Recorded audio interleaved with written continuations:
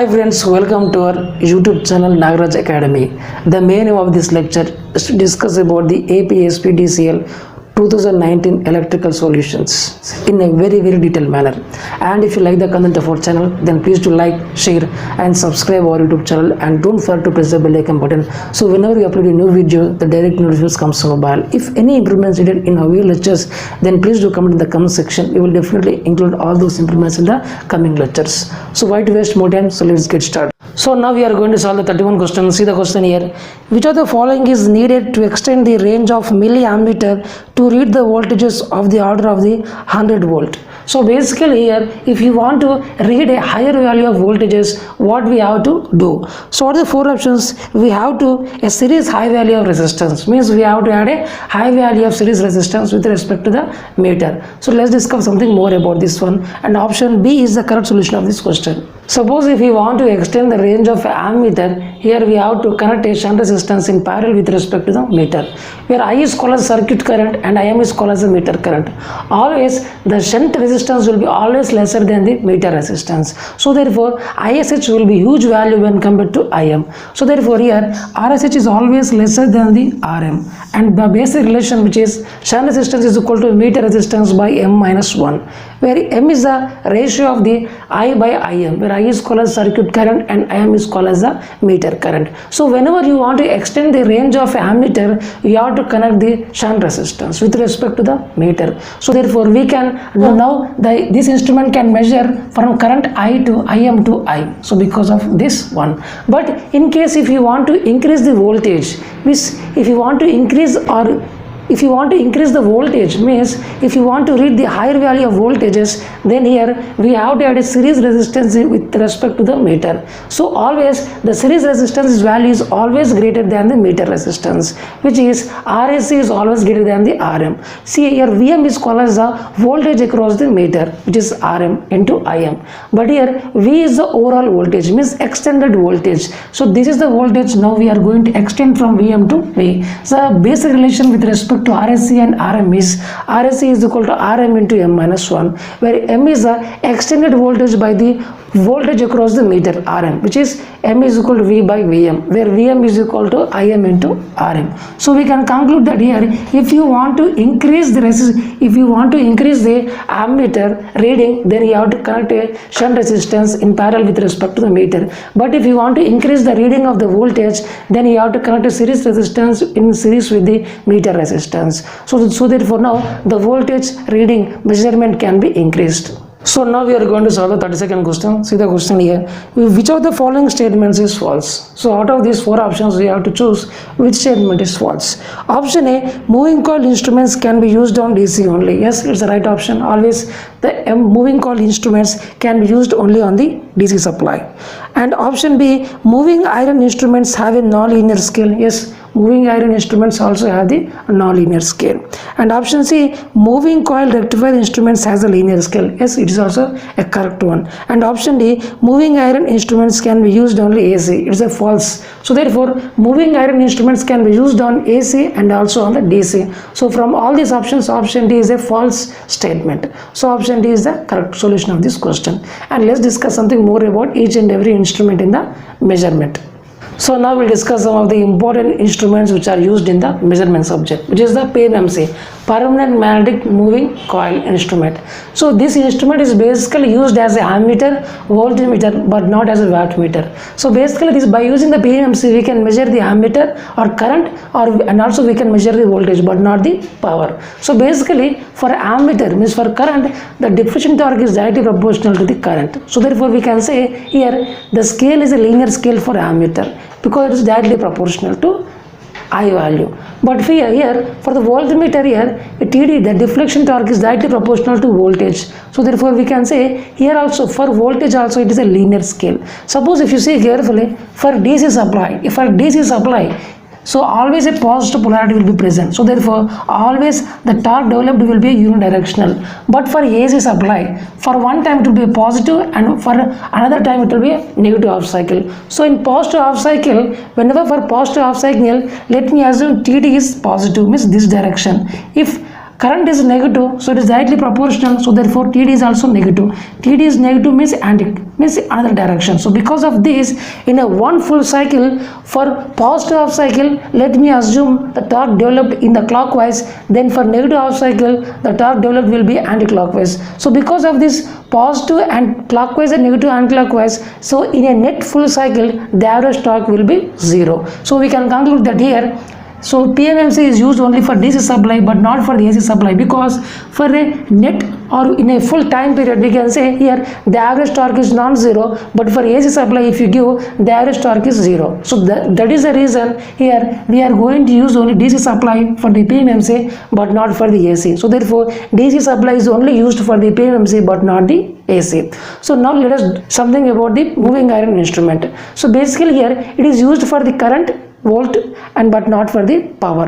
So by using this instrument we can measure the current, voltage, but not the power.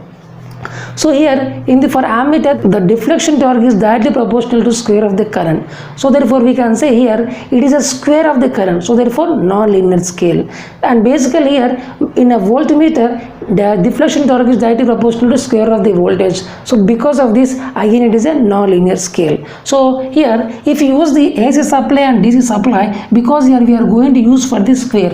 So basically when suppose let me assume for a positive half cycle and negative half cycle. For a positive half cycle, if you keep a positive value, positive square is again positive. So let me assume the torque is the clockwise. And similarly if you keep the for negative half cycle the current is negative, negative whole square is again positive. So therefore again TD is in the clockwise. So we can conclude that here for AC supply the net average torque is non-zero, because for positive half cycle it is a clockwise and negative half cycle also it is clockwise. So we can conclude that in a net full cycle the average torque is non-zero. So therefore this moving iron instrument is used for both DC supply and also AC supply, because in AC supply the net average torque is non-zero, so because of the square.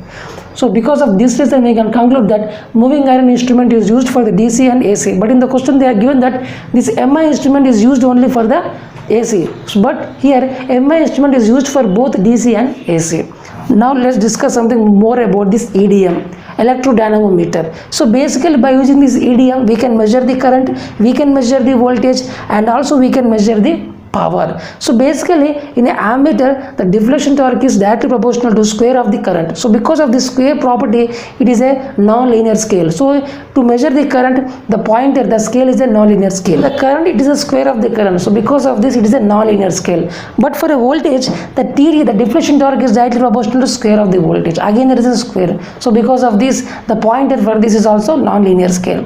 And for it is going to measure the power, and here the deflection torque is directly proportional to average power. So therefore the pointer is going to measure the average power. In the questions they will ask whether the power rate by the EDM, whether it is a maximum power or average power. So in these questions the answer will be the deflection torque will always measure the average power in the case of EDM. So therefore here because of its directly proportional we can say it is a linear scale. So non-linear scale for the current, non-linear scale for the voltage, and linear scale for the power. So EDM is going to measure the average power. So basically it is used for the AC supply and also for the DC supply because there is a square property. So for positive cycle and negative cycle the TD is always positive. So we can assume it is a clockwise. So therefore the net average torque is not zero in a full cycle. So we can say that it is used for both AC supply and also DC supply. Now the last key instrument is moving coil rectifier. So basically here we are going to give a AC supply or DC supply. You can give either AC supply or DC supply. So because of this here we are going to use the rectifier, and after that we are going to keep a load. So in the between them we are going to keep a PMMC ammeter. So basically PMMC is going to measure the average value. It is going to measure the average value. So because of this reason even if you give AC supply or DC supply, the PMMC is always going to read the average value. So therefore now because of this here PMMC is a linear scale. I have already told you the PMMC is always have a linear scale. So therefore the MCR, moving coil rectifier, is also have a linear scale, and it is used for the AC and also DC supply. So basically finally what I am trying to say is this moving coil rectifier as a linear scale because it is going to use a PMMC meter at the load end. So because of this we can say it is used for the DC supply and also AC supply. So now we are going to solve the 33rd question. See the question here. Consider the following statements. Statement 1. When used as an ammeter, dynamometer instrument has a square law scale. And statement 2, when used as wattmeter, dynamometer instrument has uniform scale, means linear scale. So out of them we need to choose which option is correct. So option D, which is both the statements are true. Just now only I have told you the EDM, electrodynamometer, or we can say dynamometer instrument has basically it can measure the current, voltage and power. So for current and voltage the scale is non-uniform, means square law. But for the power it is a linear scale. It is going to measure the average power. Just now I have discussed this one, and let me discuss something more about this one. So basically EDM as an ammeter. So now basically I already told you EDM can measure the current, voltage and also power. So now let us see how the EDM is going to work as an ammeter. The expression, the deflection torque is equal to I square into dm by d theta, where M is called as the mutual inductance between the two coils, because here there will be use of two coils. Because of this reason there will be mutual inductance between the two coils. At steady state what is going to happen is, at steady state the controlling torque is equal to deflection torque, because in this EDM we are going to use the spring control. So therefore K into theta is equal to I square into dm by d theta, where TC is called K into theta and deflection torque is equal to I square into dm by d theta. So from this we can conclude that theta is directly proportional to I square. So therefore it is a non-linear, because it is a square is there. So because of this it is a non-linear scale. So therefore if you draw the graph between the current and the theta, it is a parabolic function. So therefore we can conclude that as it is a square of the current, there will be a non-linear scale. But when EDM as used as a wattmeter, what is going to happen? Suppose here there is a load. I want to measure how much amount of power which is going to consume by this load. So basically now I am going to keep this EDM here. It has two coils, one is CC and the other is PC, where CC indicates the current coil and PC indicates the pressure coil. See, where ICC is the current which is going to flow through this CC coil, and IPC is the current which is going to flow through this pressure coil. Always for EDM the pressure coil will be very highly resistive. See, always we want the pressure coil to be highly resistive, but practically there will be small amount of inductance. So because of small inductance, or because of small effect of inductance in the pressure coil, there will be small amount of error. But ideally we want the highly resistive. The pressure coil should be very highly resistive. That is the ideal case. And because now I am going to assume the load to be a lagging load, so some amount of lagging load. So because of this the voltage, so also I am going to assume that there is a no voltage drop across the current coil. So I am going to assume that there is no voltage drop across the current coil. So therefore whatever the supply voltage has to be equal to the load voltage. So therefore I want to draw the phasor diagram. So therefore the VPC is the voltage drop across the load, and also the current is ICC, but I have already told you I am going to assume a lagging load. So therefore the phase difference between the voltage and the current will be phi. I am going to assume where phi is the phase difference between the voltage and the current across the load. So therefore ICC is going to lag, because I am going to assume the load is a lagging load with a phase angle of phi. And also here I have already told that the pressure coil is highly resistive, purely resistive. So therefore what is going to happen?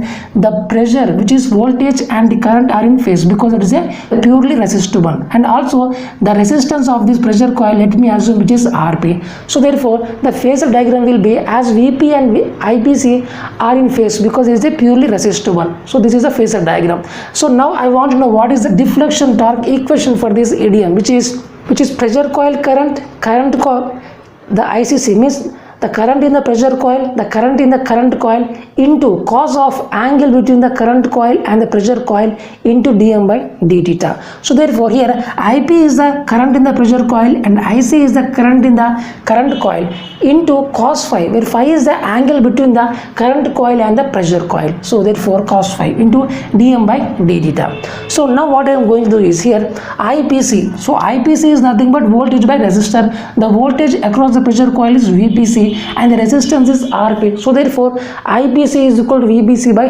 Rp. So I am going to replace IPC by VPC by Rp, and remaining thing is everything as the previous one.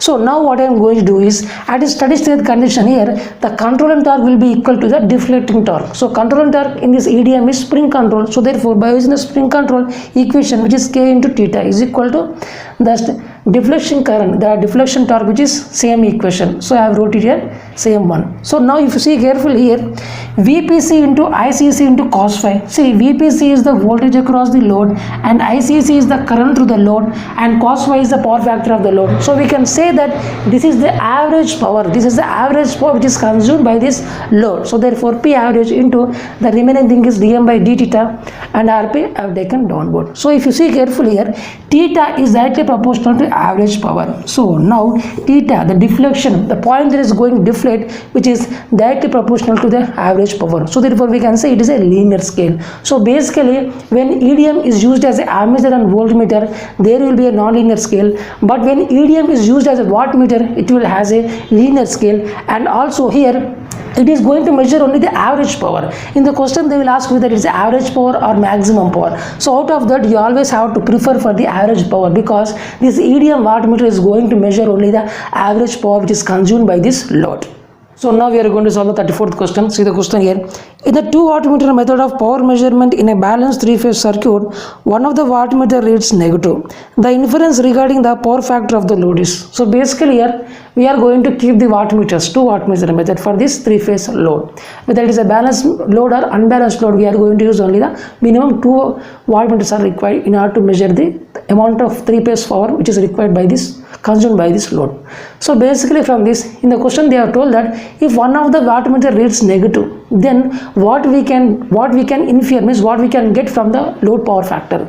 So basically out of the 4 options, option C, whenever the power factor of the load is lesser than 0.5, then by default one of the wattmeter reads negative and the other wattmeter reads the positive value. And let's discuss something more about this one. So basically whenever a load is a balanced load or unbalanced load, minimum 2 wattmeters are required in order to measure the consumption of the active power which is consumed by this 3-phase load. In the question they are given a balanced 3-phase load.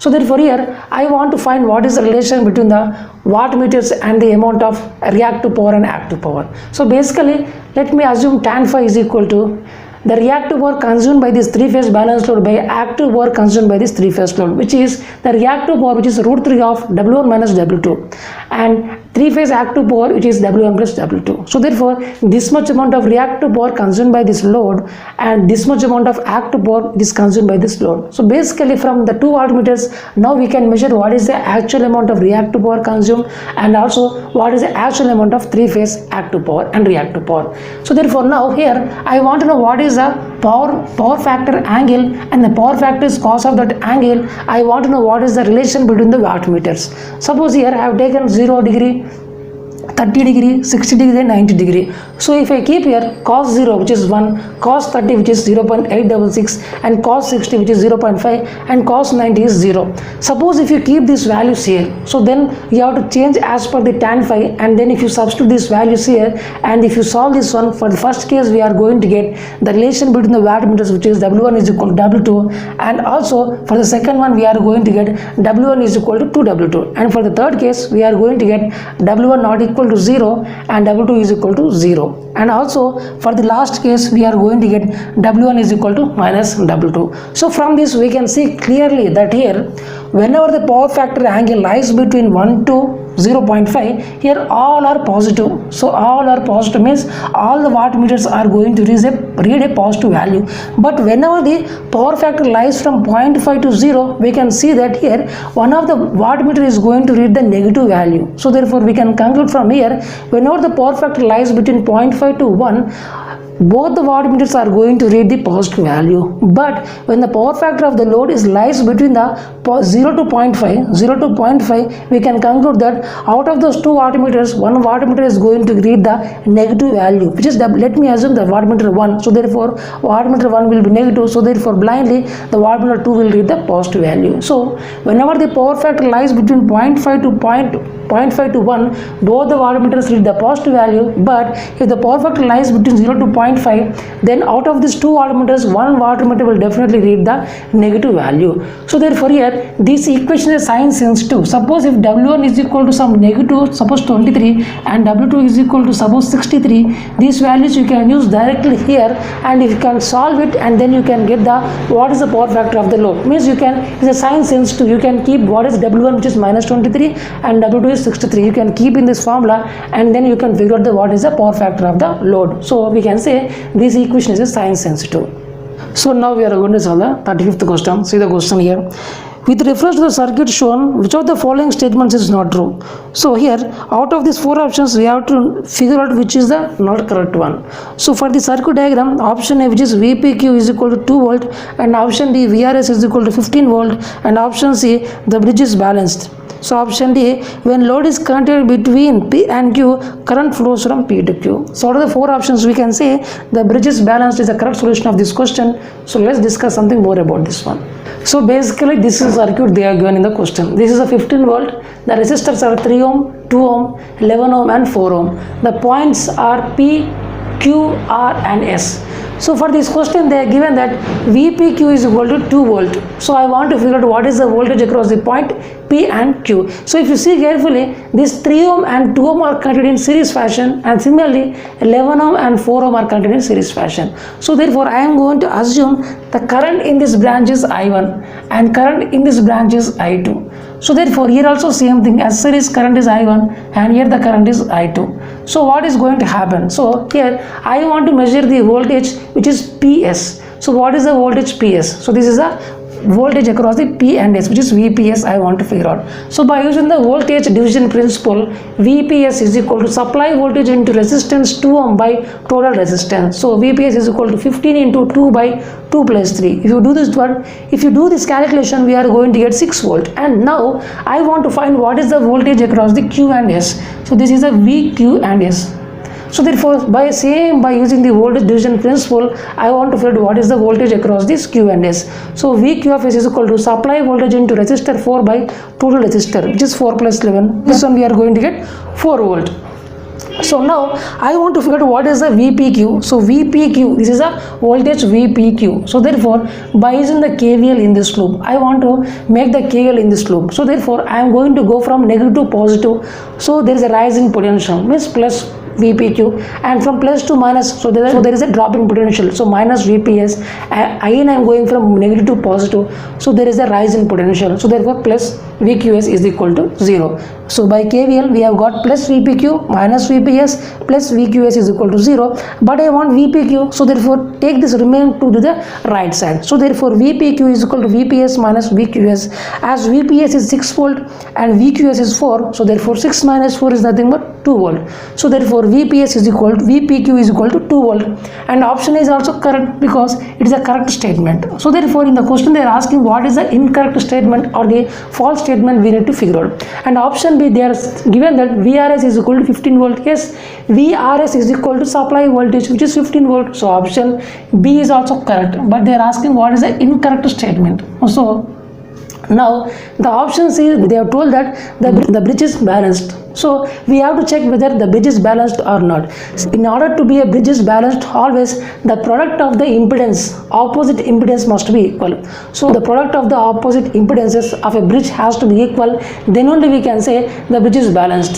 So now let us see whether this condition is satisfied or not. So therefore 3 into 4 is equal to 2 into 11, but 3 into 4 is 12 and 2 into 11 is 22, but these are not equal. This is equal only for the balanced. If it is not equal, then we can say the bridge is unbalanced bridge. So therefore we can say this is an incorrect statement. So therefore in the question they are asking what is the incorrect or the false statement. So therefore option C is the correct solution of this question. And also the option D, whenever the bridge is unbalanced, means if you keep any load, if you keep any resistor across this point P and Q, then definitely some amount of current is going to pass through that resistance.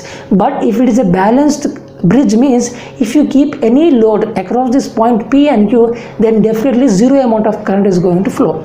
But in this case the bridge is an unbalanced condition. So therefore if you keep any resistor or any load across the point P and Q, then definitely some amount of current is going to flow, which is a non-zero value. So therefore when bridge is unbalanced, then if we connect load across PQ, then it will lead a current to flow. Yes, this is also correct statement. So the option is also correct. But in the question they are asking what is a false statement or the incorrect statement. So we can say option C is the correct solution of this question. So now we are going to solve the 36th question. See the question here. The bridge used to measure the frequency is. So out of these 4 bridges, we have to figure out which bridge is used to measure the frequency. Option is shearing bridge. Basically, shearing bridge is used to measure the capacitance. And option B, Owens bridge. Owens bridge is used to measure the inductance of a coil. And option C, Hay bridge. Hay bridge is also used to measure the inductance of a coil. And option D, Wien bridge. Wien bridge is used to measure the frequency. So out of the 4 options, option D is the correct solution of this question. And let's discuss something more about this Wien's bridge. So basically, this is the circuit diagram of a Wien's bridge. So resistor and capacitor are connected in parallel fashion, and the resistor and capacitor are connected in series fashion, and R2 and R4. So basically, the source we are going to apply some RMS value VSC and a certain frequency of F. So basically, I want to figure out what is the frequency of this source in terms of these components. So with the help of these components, I want to figure out what is the frequency of this source. So then we are going to use this Wien bridge, then we can figure out what is the frequency of this source. Then by using this balance condition, means whenever the bridge is at balance condition, means the current in this detector is equal to 0. At this condition, the product of the opposite impedances must be equal. So let me assume this is Z1 and this is Z2 and this is Z3 and this is Z4. So at balance condition, we have to find what is Z1, Z4 is equal to Z2 into Z3. At this condition, if you substitute those values and if you equate, finally we are going to get the frequency of the source, AC source, F is equal to 1 by 2 by under root over R1, R3 into C1, C3. So with the help of this resistance and capacitance value, we can figure out what is the frequency of this AC source. And also we are going to get another condition, which is R4 by R2 is equal to R3 by R1 plus C1 by C3. So R4 by R2 is equal to R3 by R1 plus C1 by C3. This is also one type of condition we are going to get at the balanced condition itself. So these 2 equations are very, very important. Out of these 2 equations, they will ask in the examination. So therefore now, Wien bridge is also suitable in the harmonic distortion analyzer. See, Wien bridge is also used in the harmonic distortion analyzer, because here for this harmonic distortion analyzer, it requires tuning of certain frequencies. So whenever there is a word tuning of certain frequencies means, then definitely we are going to use the Wien bridge, because Wien bridge itself is going to measure the frequency. So in the harmonic distortion, the tuning of the frequencies is required. Means we need a particular frequency. So frequency is going to get from the Wien bridge. So we can conclude that Wien bridge is used in the harmonic distortion analyzer, because in harmonic distortion analyzer, tuning to certain frequencies are required. So whenever you listen the word frequencies, then definitely the Wien bridge is going to include in that circuit. So basically now we'll discuss some of the important facts of the different bridges. So Maxwell inductance capacitance bridge. So with the help of this bridge, we can figure out the medium Q coils. So inductance of these medium Q coils, we can figure out with the help of the Maxwell inductance capacitance bridge.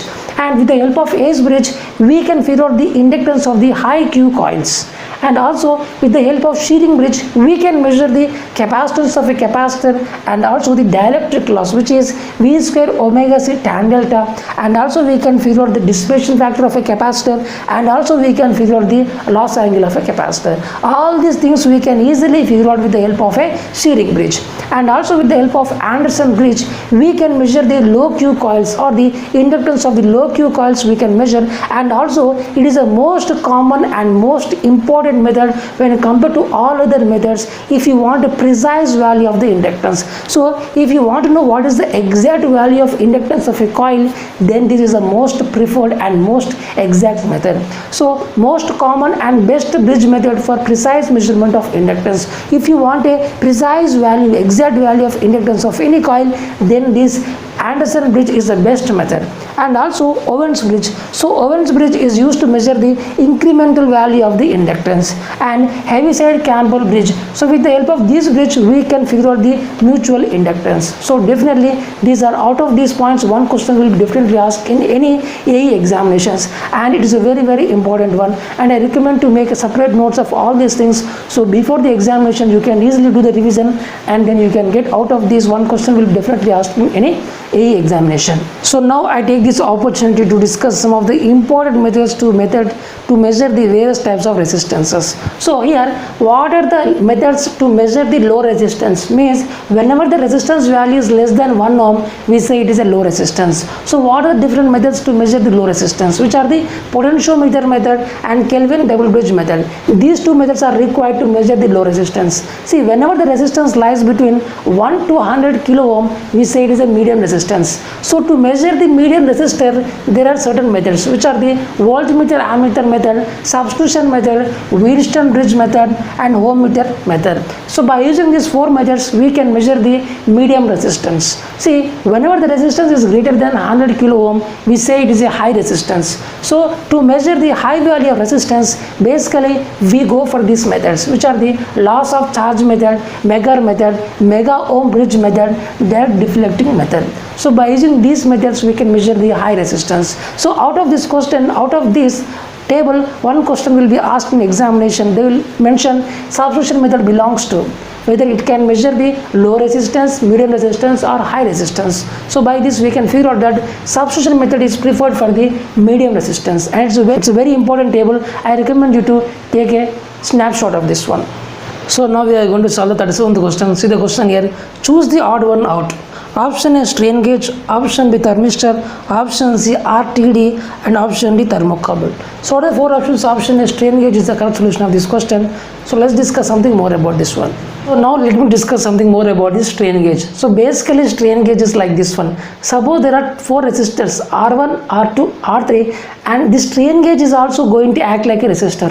So whenever you apply any force, whenever you apply any external force on the strain gauge, suppose this is strain gauge, and if you apply any mechanical force on the strain gauge, so because of this compression, the resistance of this strain gauge is going to get changes. So basically the resistance of this strain gauge is depending upon how much amount of mechanical force you are going to apply. So because of this, resistance is going to get varied. But initially, before I apply this force, I am going to assume that this bridge is at balanced condition. Means here the current in this detector is equal to 0. So now because of mechanical force I applied, this resistance of the strain gauge is varied. So therefore now this bridge is going to become an unbalanced condition. So therefore ID is not equal to 0. So with the help of strain gauge, we can know whether this bridge is in a balanced condition or in unbalanced condition. We can easily figure out. So this is a strain gauge. So the resistance of the strain gauge is depending upon the mechanical force you applied.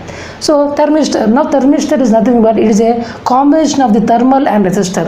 This name thermistor came from the thermal and resistor. If you see carefully, here THER ther and here STOR. So these two names if you combine, then we are going to get the thermistor. Means the resistance of this thermistor is depending upon the temperature. So whenever the temperature is going to change, the resistance is also going to change for this thermistor. It is a positive temperature coefficient material. Means whenever the temperature is increases, the resistance of this thermistor is also increases, and whenever the temperature is decreases, the resistance is also going to decrease. This is the phenomena for this thermistor. It is basically a positive temperature coefficient. Whereas the strain gauge, the resistance is depending upon the mechanical force, but for thermistor, the resistance is going to depend upon the temperature.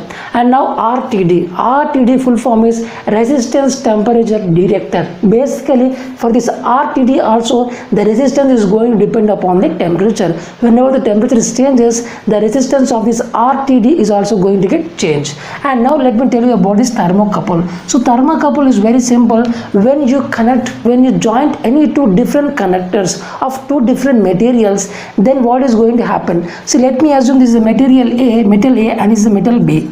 So therefore when you join these two different connecting materials, and if you keep one junction with a cold temperature and if you keep the other junction at very hot temperature, let me assume this is T degree centigrade and this is 0 degree centigrade. So because of this junction temperature differences, a current is going to flow between this. So the current is going to get flow in this circuit. So we can say because of difference of temperature, the current is going to get flow. This is called as a thermocouple. And also if you keep any voltmeter, if you cut this wire and if you keep any voltmeter, it is going to show some amount of reading. That voltage value will be is equal to AT plus BT square. It's a function of temperature, like a parabolic equation. So we can conclude that this thermocouple is also going to depend upon the temperature. As temperature changes, the EMF and the current which is in this wire also get changes. So finally you can say this strain gauge is depending upon the mechanical force, whereas the thermistor, RTD and thermocouple are going to depend upon the temperature. So now we are going to solve the 30th question. See the question here. So LVDT is abbreviation for. So in this question they are asking what is the full form of the LVDT. So what are the four options? Option C, linear variable differential transformer is the full form of this LVDT. And let's discuss something more about this LVDT. So basically now what is the full form of the LVDT? The full form of the LVDT is linear variable differential transformer, and it is also called as the linear variable displacement transducer. These are the two different names for this LVDT, which is linear variable differential transformer or linear variable displacement transducer. Basically it is an electrical transformer used for measuring the linear displacement, or we can say it is a position. So basically this is an electrical transformer used for measuring the linear displacement or the position. So basically if you see carefully, this LVDT consists of one primary coil and also two secondary coils.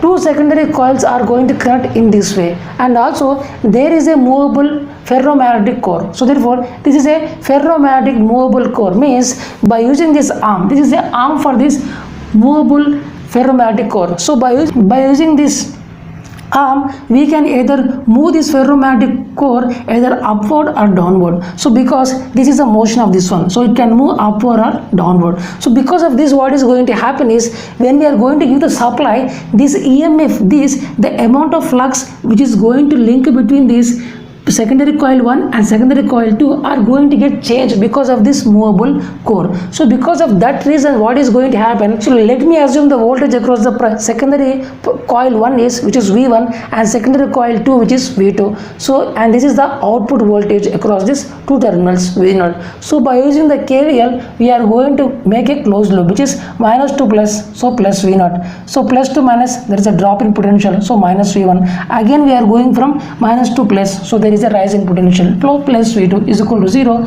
So therefore V0 is equal to V1 minus V2. So if you see carefully, this V0 is a function of V1 and V2 with a different sign. So whenever this displacement is going to get vary, the output voltage is also going to get vary. So this is the sum of the important thing. So if the voltage is going to get varied from 0 to maximum, we can easily say what is the displacement of this movable core. So therefore now here we are going to relate the displacement of this movable core and also the voltage. As we are going to move this movable core, the voltage is also going to get vary. So now there is a relation between the displacement of this movable core and also the voltage. So this is called as the linear variable differential transformer, means there is a negative sign. So which is called as, it is basically a transformer but it's a differential output, and it is a linear variable displacement. Here we are going to go for the displacement of this movable core. So therefore we can say here somehow we are going to relate the position of this core and also the output voltage. So basically LVDT is called as a linear variable differential transformer or linear variable displacement transducer. So now we are going to solve the 39th question. See the question here. The figure shows a sinusoidal waveform observed on a CRO screen. The knobs on the CRO panel were on the 100 microseconds per centimeter and 10 volt per centimeter positions. The frequency and the RMS values of the waveform respectively are. So this is the figure, this is the waveform we are going to get on the CRO. So here they also given the knobs which is the 100 microseconds per centimeter on the x-axis and 10 volt per centimeter on the y-axis. So based on these two data, we need to find what is the frequency of this signal, and also we have to find what is the RMS value of this signal we need to figure out. So what are the four options? Option A is the correct solution of this question. The frequency is equal to 2.5 kilohertz and also the RMS value of the waveform which is 17.7 volt. So let's solve this numerical. This is the waveform which is going to observe on the CRO. So if you see carefully here, the peak to peak is going to cover a 5 centimeter range, and this the total length in the x-axis is 8 centimeter. So based on this, also they are given the knob for x-axis is 100 microsecond per centimeter, and also for y-axis 10 volt per centimeter. So 1 centimeter means it is a 10 volt. So based on this we have to find what is the frequency of the signal, and also we have to find what is the RMS voltage of the signal. We need to figure out these two things. We need to figure out. So basically, suppose I am going to assume here one cycle period is t, so therefore 2 cycles means it will be 2t. So therefore t plus t, which is 2t.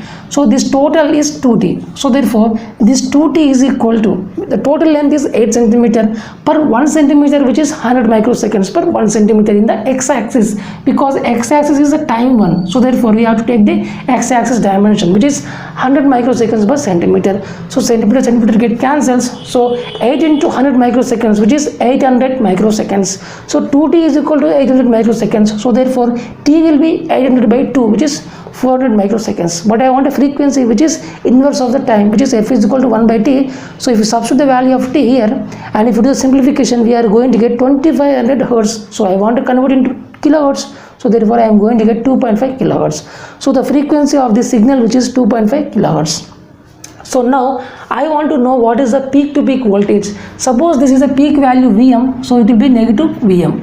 So I want to know what is the peak to peak voltage. So V peak to peak voltage is nothing but 2 Vm, Vm plus Vm. This total length is 2 Vm. So V peak to peak is 2 times of Vm. So the total length covered by this is 5 centimeter. But for 1 centimeter it is 10 volt. So therefore 5 centimeter into 10 volt per centimeter. So centimeter get cancels. So which is 2 Vm is equal to 50. So therefore if you want Vm, which is 50 by 2, which is 25. So for any sinusoidal signal, the RMS value will be peak value by root 2. So Vm by root 2. Vm is 25. So 25 by root 2.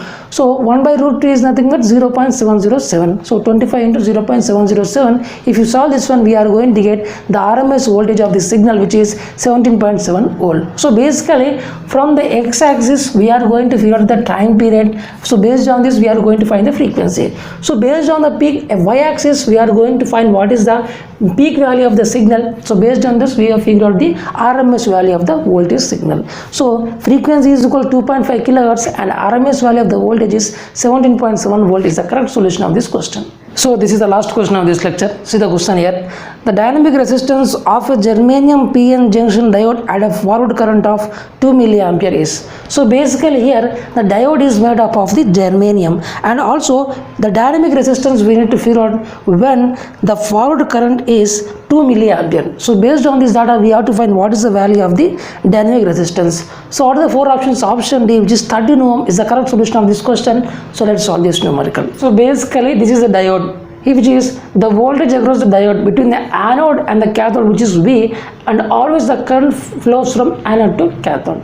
So the basic relation between the voltage and current in a diode is I is equal to I naught into e to the power of V by eta Vt minus 1, where I naught is called as the reverse saturation current, and eta is called as the ideality factor, and Vt is called as the thermal voltage, and I is the current going through this diode, and V is the voltage across the diode. So now I want to find what is the dynamic resistance. So dynamic resistance is called as a rate of change of voltage with respect to current. It is called as a dynamic resistance. So I want to do the derivative of this current with respect to the voltage. So di by dv is equal to I naught into, so here I want to do differentiation with respect to the voltage. So therefore e to the power of x will become again e to the power of x. Again I want to do the differentiation with respect to v. So therefore it will become 1 by eta Vt. As it is a constant, differentiation of any constant is 0. So minus 0. So if you solve this one, we are going to get di by dv is equal to I naught into e to the power of v by eta Vt by eta Vt. So here I want only I naught into e to the power of v by eta Vt. So if we expand this one, we are going to get I naught into e to the power of v by eta Vt, and I naught is going to come here I naught. So I plus I naught. So therefore here I plus I naught is equal to I naught into e to the power of v by eta Vt. So in place of I naught into e to the power of v by eta Vt, I can write I plus I naught. So therefore I plus I naught by eta Vt. So this is a di by dv, but I want dv by dy. So therefore I need to do the reverse of this one. Then eta Vt by I plus I naught. This is called as a dynamic resistance. So the dynamic resistance formula is eta into Vt by I plus I naught. So therefore dynamic resistance formula is eta into Vt by I plus I naught. So during a forward bias, means if you give a voltage anode is greater than the cathode, then what is going to happen is the current is going to flow is very higher than a reverse saturation current. So the value of I will be very higher than the reverse saturation current. So I am going to neglect this I naught. So therefore this is going to give you R is nearly equal to eta Vt by I, because I naught is a very small value, where eta is called as the ideality factor. Its value is 1 for germanium diode. If the diode is made of germanium, then we say the ideality factor is equal to 1, and it is equal to 2 for smaller currents of silicon. See, whenever diode is made of silicon, for smaller current ratings we are going to use eta is equal to 2, and it is equal to 1 for larger current of silicon. So basically here,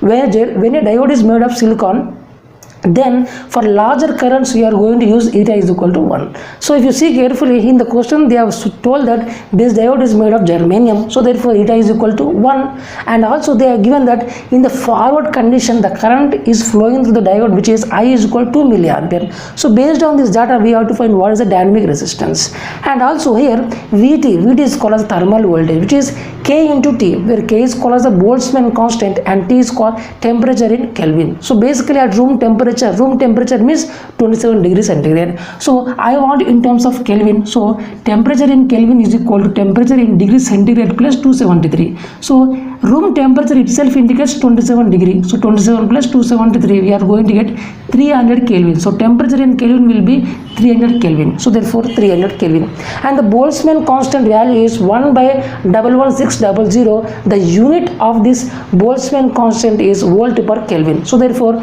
if you multiply these two things we are going to get 26 millivolt. So the thermal voltage at room temperature is 26 millivolt. So we know all this data, just blindly substitute those values here. So R is nearly equal to eta Vt by I. So eta is 1, Vt is 26 millivolt, so 26 into 2, 26 into 10 to the power of minus 3, and down is I is 2 milliampere. So this it cancels 26 by 2, which is 13 ohm. So therefore the dynamic resistance of this germanium diode for a forward current of 2 milliampere is at room temperature is the dynamic resistance is equal to 13 ohm. This is the correct solution of this question.